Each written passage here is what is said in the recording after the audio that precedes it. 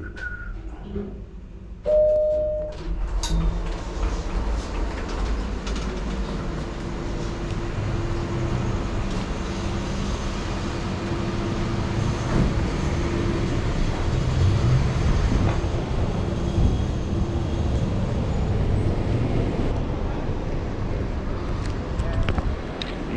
good afternoon mga kapobre. Kamusta kayo dyan? So day off ngayon at papadyak lang tayo ng konti. Papawis lang tayo na saglit. Pero bago yan magpapatono muna tayo sa tropa. Yan.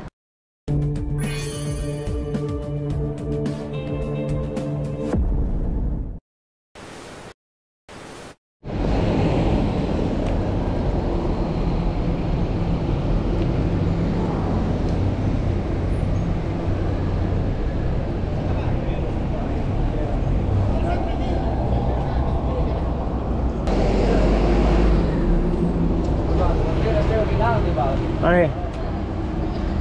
Jabed. Jabed go break. Break? Maybe after 30 minutes. Okay, no problem. How much again tuning? What? Tuning? Tuning? Tune.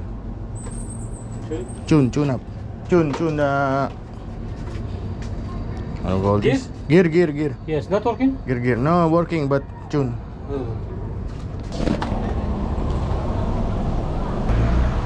Yun. So ito yung shop ni Jabet. Kung napanood nyo siya sa dati kong video. How's that? Better? Siya yung nag-ayos ng bike ko dati. Ngayon may sarili na siyang shop.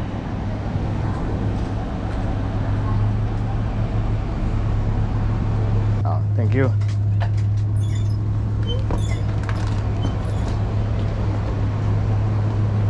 Nasa tono na.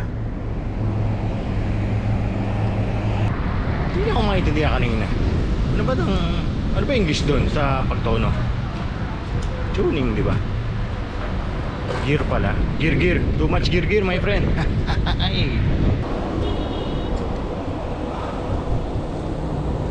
So, saan tayo pupunta ngayon? Hindi ko rin alam.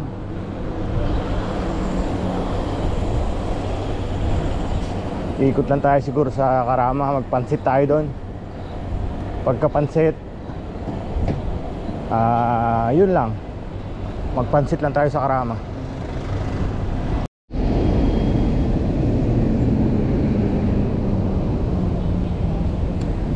Yun, nagbukas.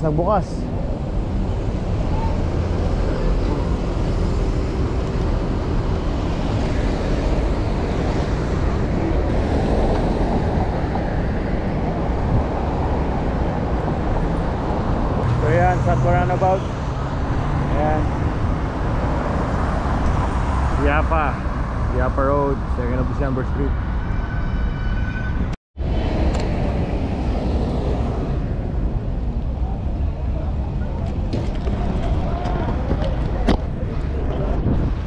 Yan o, Chelsea Court.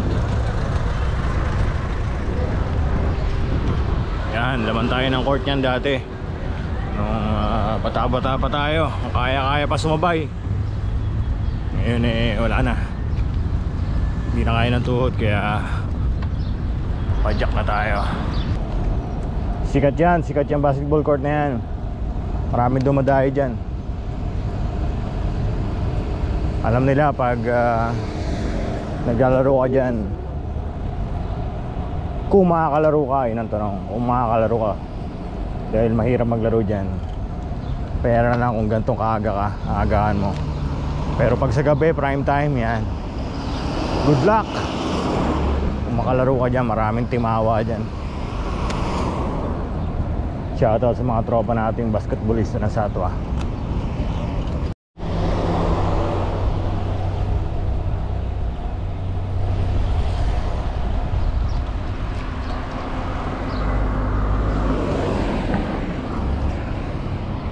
So ito, Japlia na. Ayan, tahimik sa lugar na to. Magandang tumira dito. Mahal lang, pero tahimik sa lugar na to. Malapit ka pa sa metro station. Walking distance lang.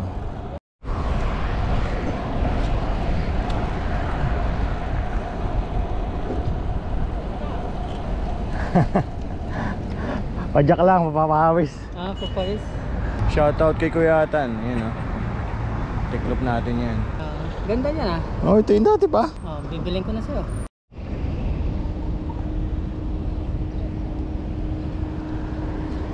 Yun. Nagustuhan ni Kuya yung bike ko ah.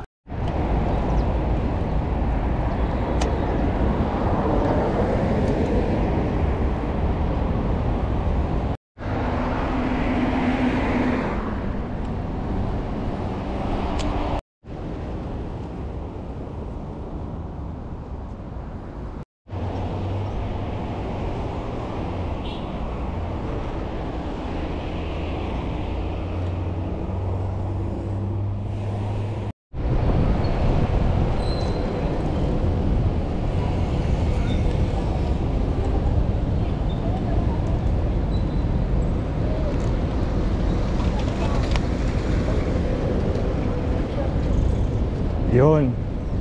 Magpansit muna tayo dito.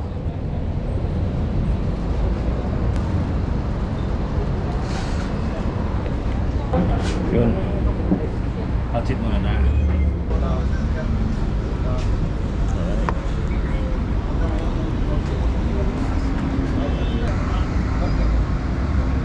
Tirahin lang natin mabilis to para di tayo abutan ng dilim.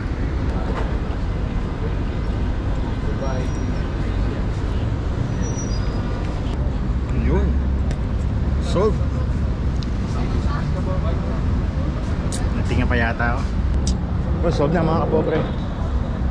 Yan, balik padyak na ulit tayo.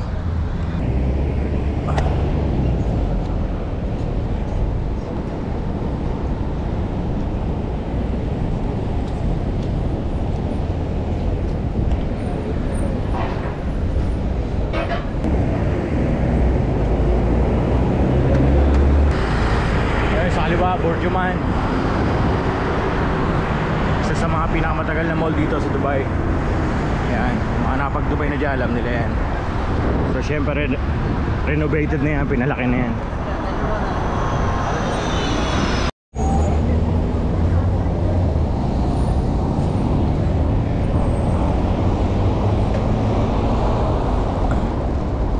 Grabing traffic light yun ah. 5 minutes yata tayo na-stuck dun ah.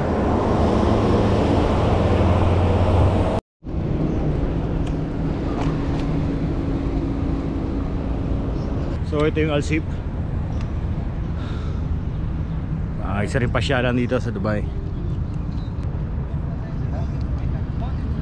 Yun, masarap din maglakad-lakad doon. Dito may mga souk.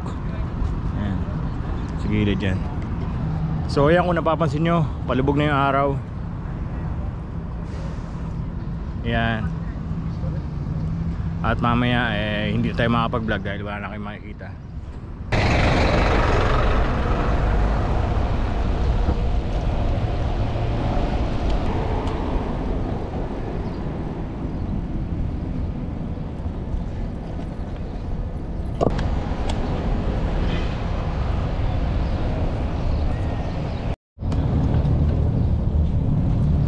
Yun. So ito mga kapobre ay Sindaga na to. Siyempre ayan pa rin yung creek.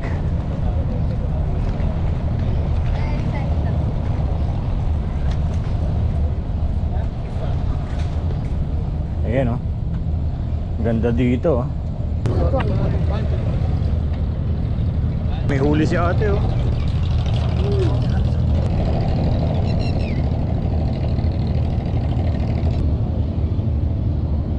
Yun oh.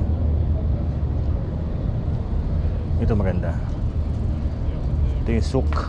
Excuse me. Hello. Hello. Yan. Alam ko bawal mag-bike dito eh.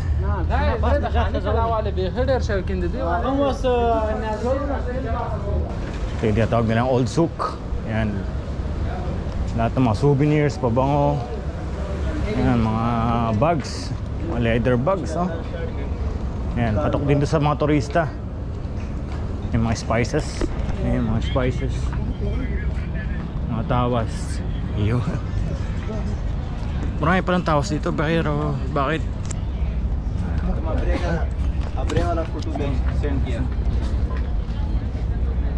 Pare, how much is one? 45.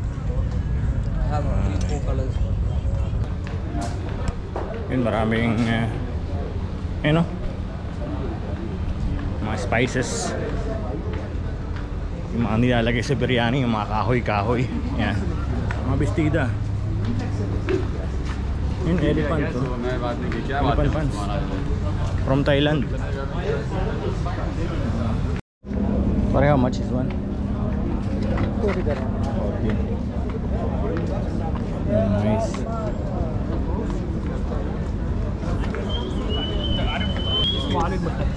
Ganda yung souvenir.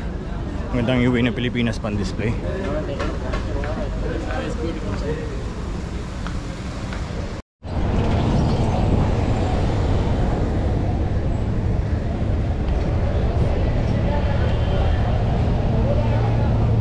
Yun.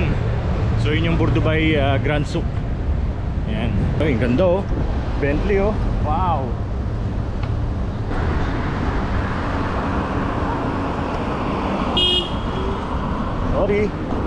Sorry.